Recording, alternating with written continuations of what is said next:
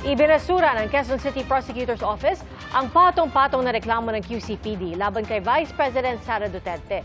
Kaugnay po ito sa alegasyong ginamitan sila ng puwersa ng kampo ng Vice Presidente noong inilipat ng ospital ang Chief of Staff ni Vice President Duterte. Saksi, si Rafi Tima.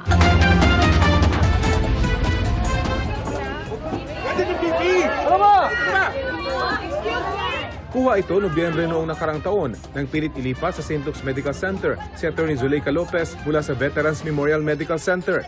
Ang paglipat pinangunahan mismo ng boss ni Atty. Lopez na si Vice President Sara Duterte kasama ang ilang opisyal ng PSG na nakadetail sa bise.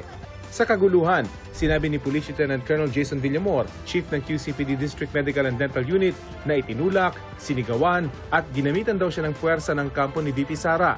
Si Police Lieutenant Colonel Villamor ang napag-utusan noon na dalhin si Atty. Zuleika sa VMMC matapos sumama ang kanyang pakiramdam habang nasa detention facility ng Kamara. Dahil sa insidente, sinampahan ni Lieutenant Colonel Villamor ng reklamong direct assault, disobedience to authority at grave coercion sina Vice President Sara, isang Colonel Raymond Dante, Pitina La Chica at mga John at Jane Does.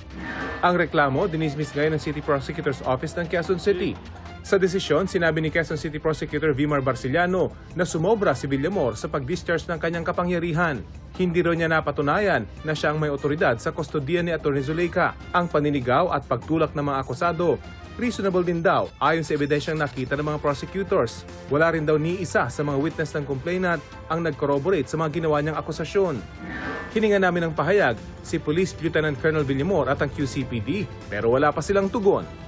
Para sa GMA Integrated News, ako si Rafi Tima, ang inyong saksi. Mga kapuso, maging una sa saksi. Mag-subscribe sa GMA Integrated News sa YouTube para sa iba't ibang balita.